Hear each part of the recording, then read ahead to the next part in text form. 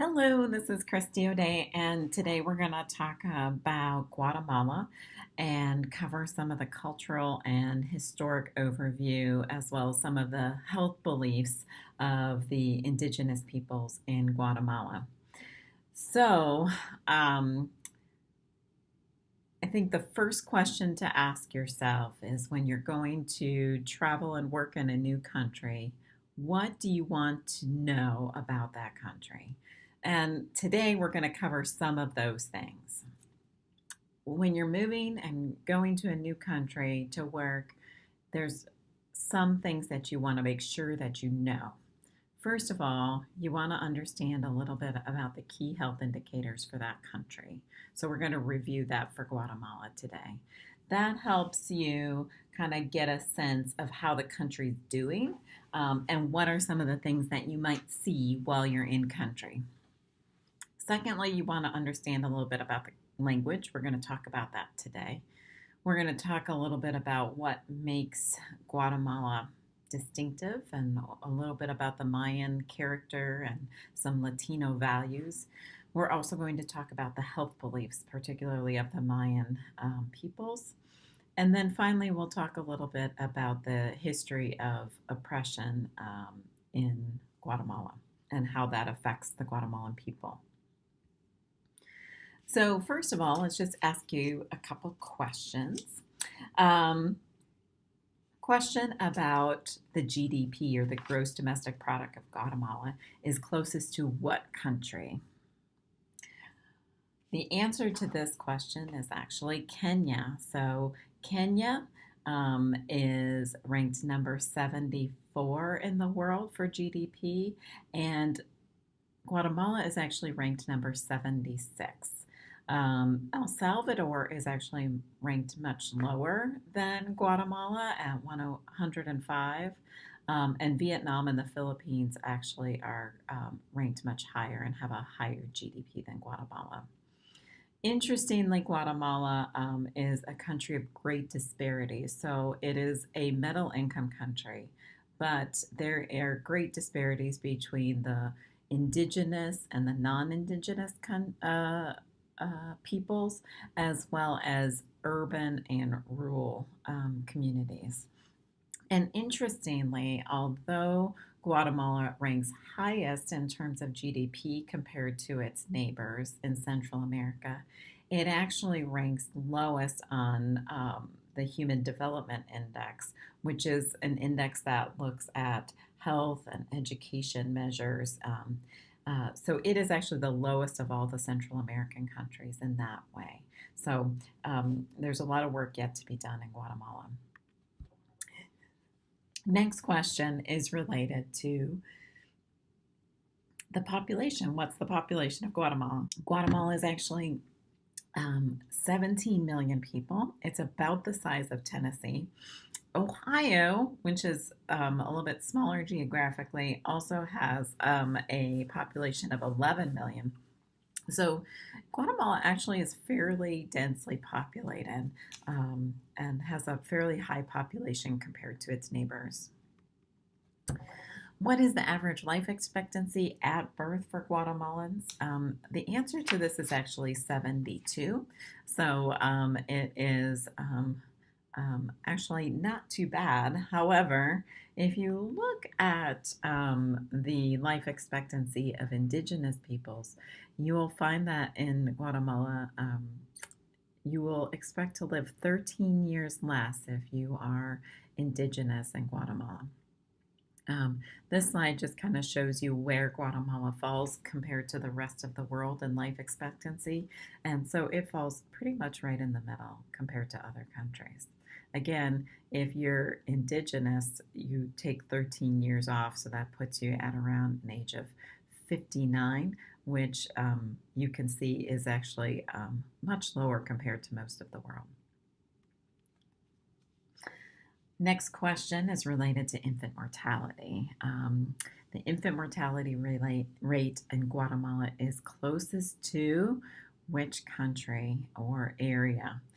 Now, the answer to this is actually E, both the West End and Azerbaijan. The infant mortality rate of Guatemala is 27. In Nicaragua, the infant mortality rate is actually much lower at 20. Unfortunately, here in Cincinnati, the infant mortality rate at the West End is also 27. So we have some ways to go here in Cincinnati. Um, Interestingly, Singapore is actually number one in the world with an infant mortality of one. Um, One infant dies before their first birthday out of 1,000 births. Next question is related to the poverty rate. So, what percentage of the population lives below the poverty rate? That is actually at 75% of the total population lives below the poverty line. Interestingly and unfortunately, if we look just at the indigenous population, over 90% live below the poverty line. Across the country, 58% of the country lives in extreme poverty, which the UN defines as less than $2.50 per day. Next, I wanted to show you a little bit about the causes of mortality in Guatemala. So you can see that in Guatemala, as Guatemala is a middle income country, it is struggling with the issues related to being a middle income country. And that means that we struggle with the WHO Category 1 problems like infectious disease, maternal and neonatal diseases. Those are indicated in red, such as lower respiratory infections, diarrhea, issues related to preterm birth, and malnutrition. On the other hand, it is also struggling with issues related to chronic disease or the non communicable diseases, which the WHO calls the type 2 issues, like heart disease, diabetes, low back pain, and alcohol use disorders. It is a typical middle income country in that it is struggling with both those issues currently. Guatemala also is similar to many Latin American countries in that it falls within the violence belt that stretches from Colombia in the south up through Central America and Mexico, and is really struggling with violence. And so you see assault with a firearm as number 3, as well as assault and war falling in the top 20. So violence is really an issue in Guatemala. This is just another graphic depiction to help us understand what the burden of disease in Guatemala is. Again, red issues are related to Category 1, blue issues are Category 2, and the green is Category 3. So you can definitely see that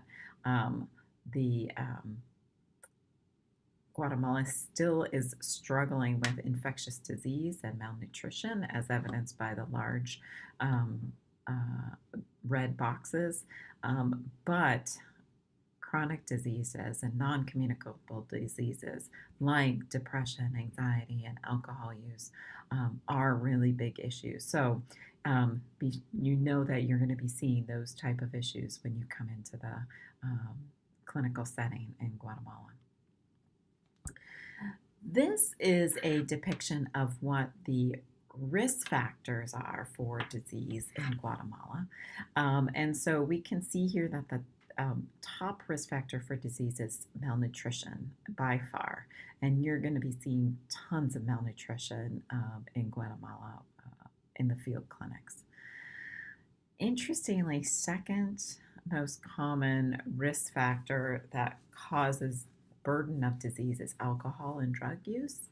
And then third is WASH, which is related to water and sanitation issues. So those are certainly things that you're going to see frequently in the clinic. And then the next set of risk factors are all kind of related to chronic disease. So you see a high BMI, dietary intake, as well as high fasting glucose. All those things are related to the non-communicable diseases. So just an overview of the Guatemalan population. Again, this is kind of controversial. The Guatemalan population is um, quoted by the government to be roughly half indigenous. Many indigenous rights groups feel that this is an underestimate of how large the Mayan population is in Guatemala. But based on the uh, government estimates, we see that it's about just over 50% indigenous and the rest Latino. Within that indigenous group, you will see many Cachiquel speakers, and we are in the region where we see mostly Cachiquel patients as well as Quiche patients. So you will see that as well. As a side note, here in Cincinnati, we do have a significant Guatemalan population.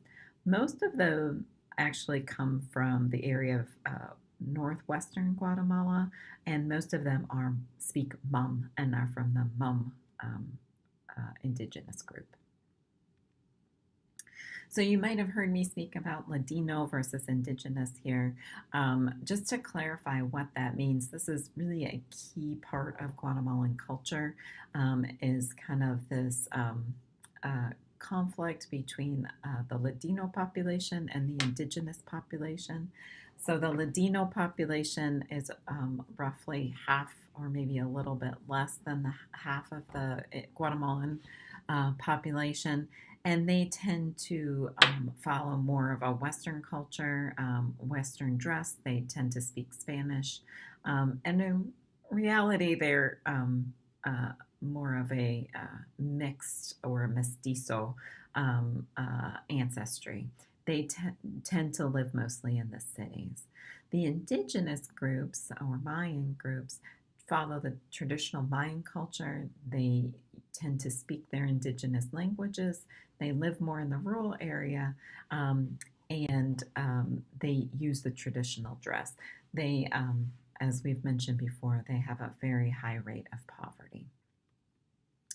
And really, at every single health indicator that we look at, there are great disparities between Latinos and indigenous populations. So, indigenous women are less likely to deliver in a hospital. They are less likely to use contraception. They are less likely to know about contraception. And in Mayan children, we see much higher rates of infant mortality, malnutrition, and stunting.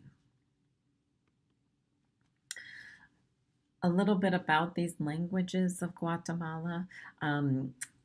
It's important to note that there are actually 21 official languages in Guatemala, and there are 50 different dialects. For us, it is good to know that these are not mutually intelligible languages. So a person who speaks Mam does not understand a person who speaks Cachiquel. There is some similarities between, say, Cachiquel and Quiche, which are the two most common languages that the patients we see speak, but that does not mean that they easily understand one another. The other piece about Guatemala languages that is important to know is for those of you who speak Spanish, the Spanish that is spoken is more formal, and I would recommend that you use the usted form whenever you're addressing really anyone, but any patient, any adult for sure. Make sure that you're using the usted form and not the tu form. In general, the tu form is used for family members only, or maybe little children, but usually we use the usted form with our patients as a sign of respect.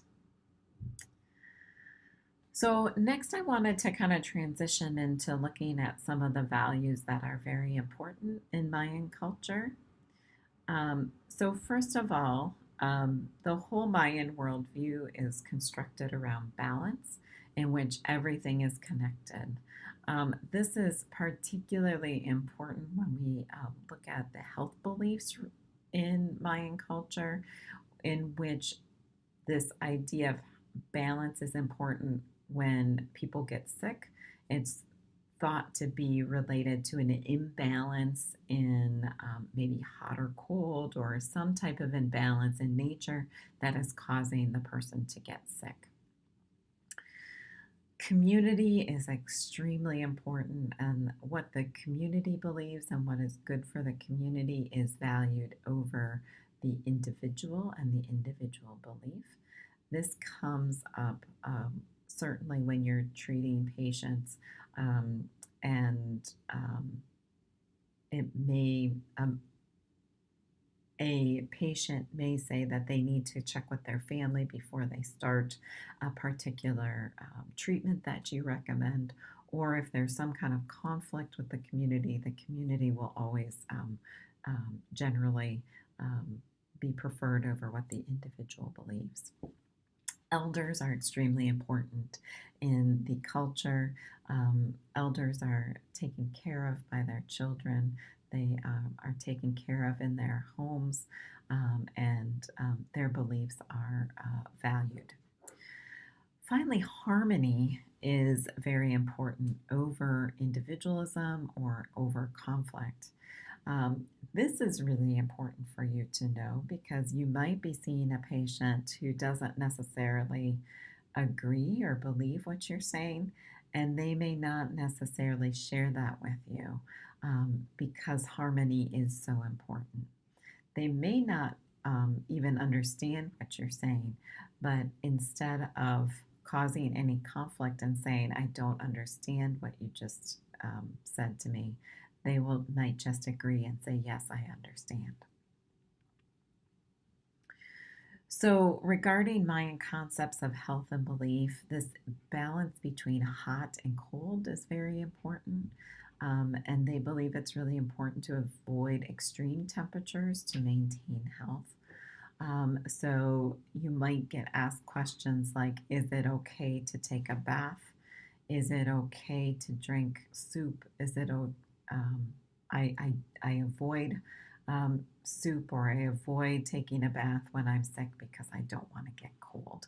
Certain diseases are hot diseases and need cold treatments, and some diseases are cold and need hot treatments.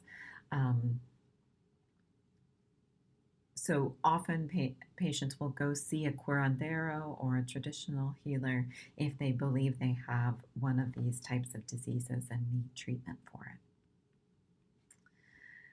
There are some really important aspects of Latino culture in general that I think are also important in Guatemala and with the patients that we will see. So, first is the importance of simpatia, or politeness. As mentioned before, in general, harmony is really important. And so, confrontation or disagreement is something that is avoided.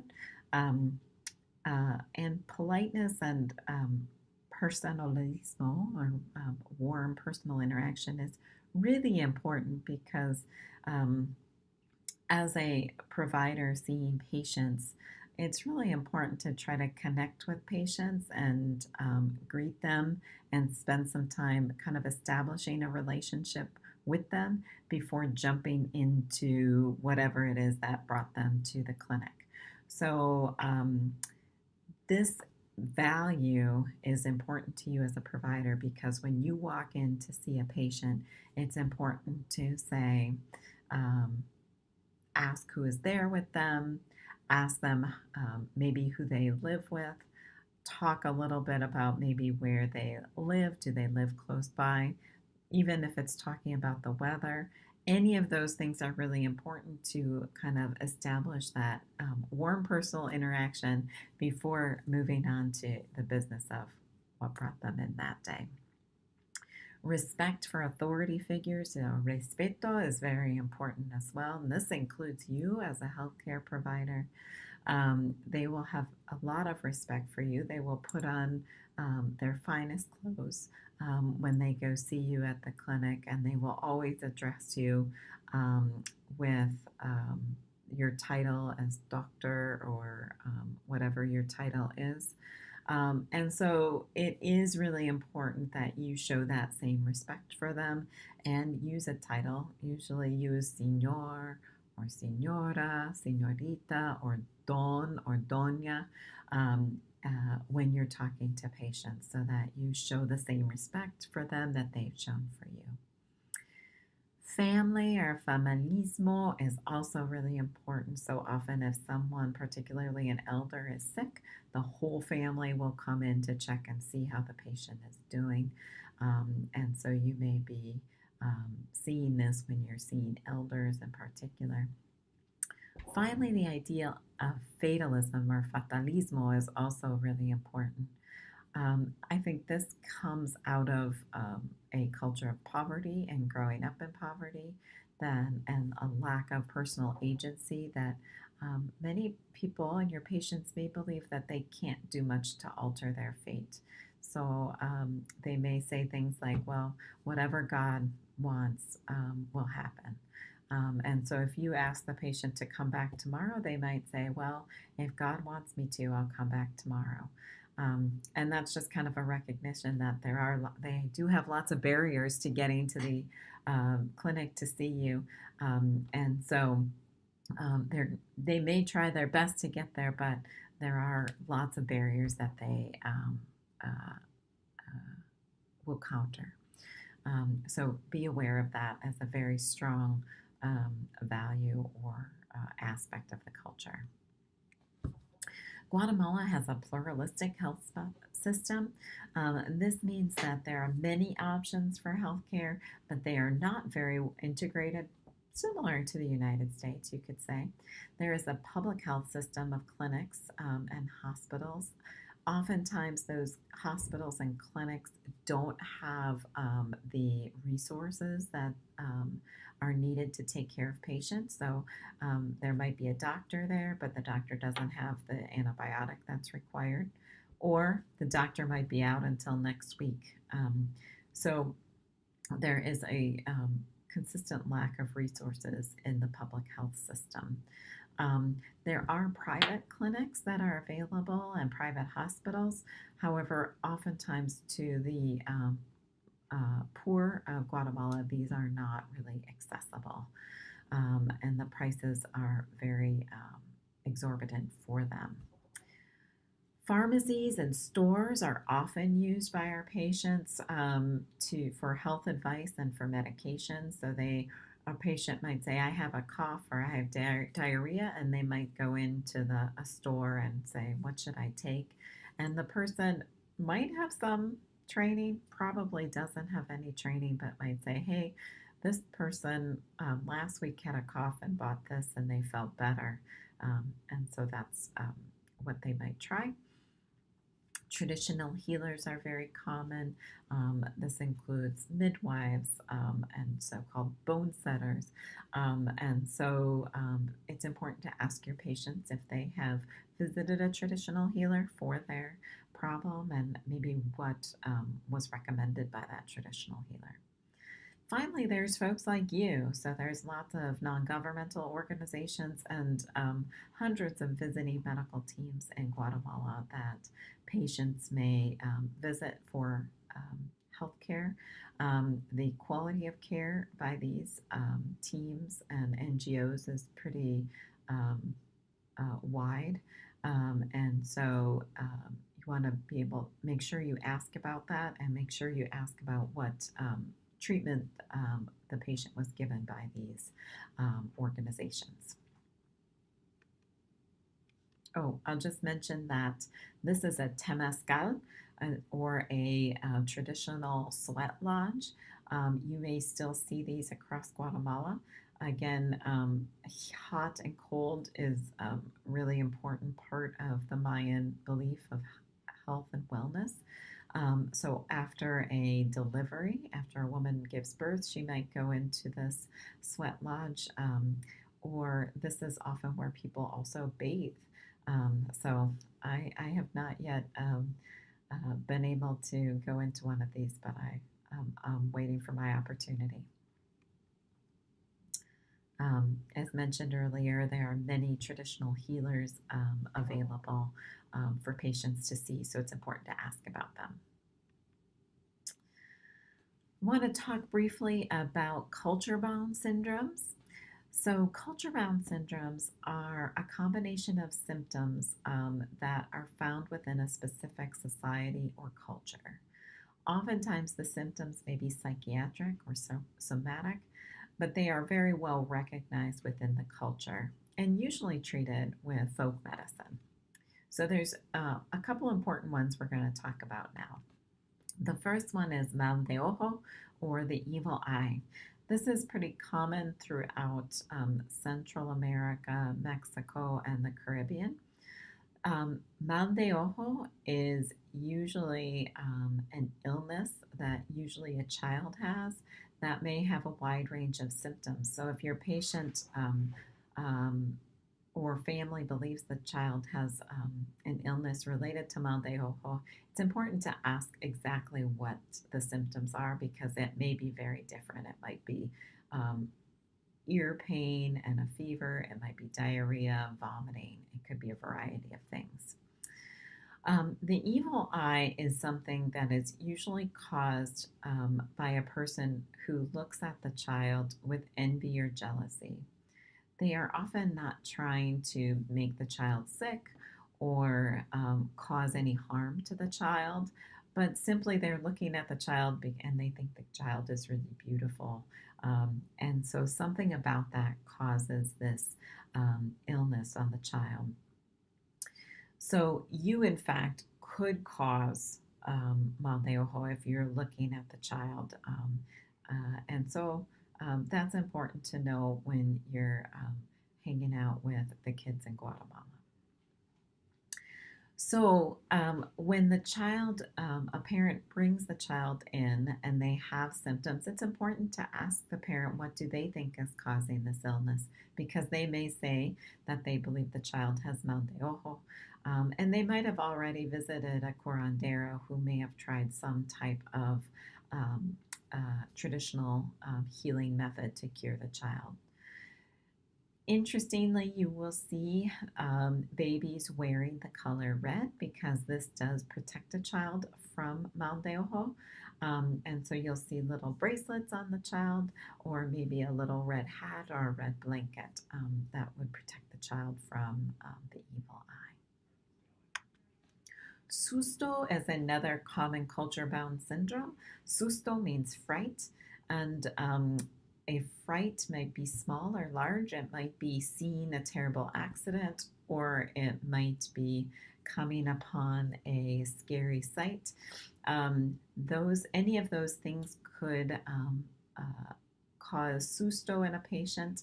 Again, it's important to ask the patient what they mean by this if they say they have a susto. Um, it usually reflects some type of anxiety, depression, nervousness, but oftentimes patients don't necessarily have the words or the vocabulary to explain their symptoms. So you may have to dig a little bit harder on this one. Finally, Nervios is also a very common culture bound syndrome throughout Latin America and, in particular, the Caribbean. It's also very common in Guatemala. Nervios means many different things to different patients. And so, again, if a patient presents and say they're suffering from the nervios, it's important to ask them what they mean by that.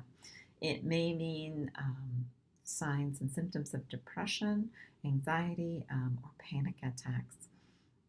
I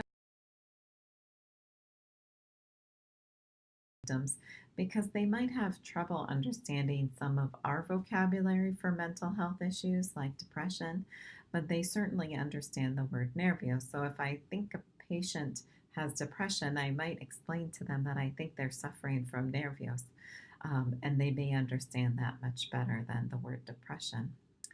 Oftentimes, nervios may mean somatic problems like back pain or headache or total body pain.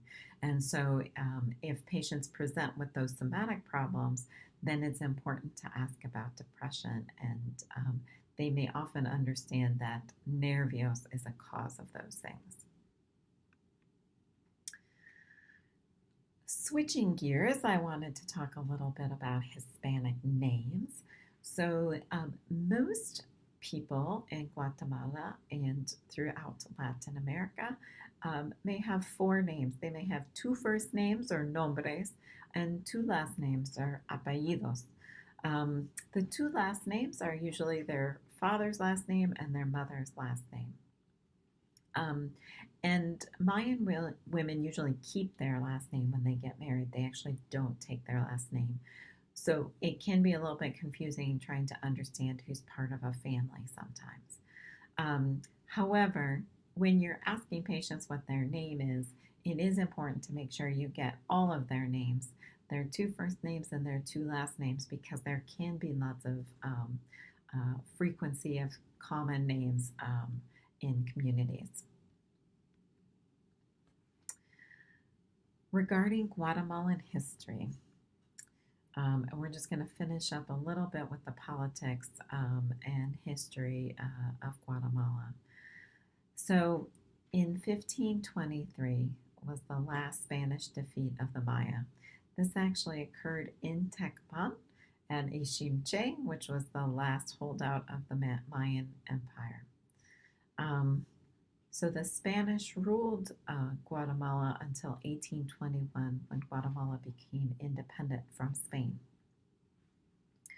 Over the next 100 years, Guatemala was ruled by rich landowners.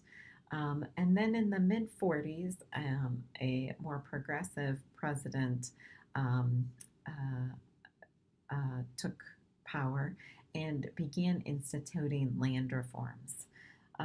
This didn't sit well with many of the large corporations and large landowners, including American corporations. And in 1951, the United States backed a coup of that democratically elected president. This is outlined in the book called Bitter Fruit, which is an excellent book, which I highly recommend if you are interested in this.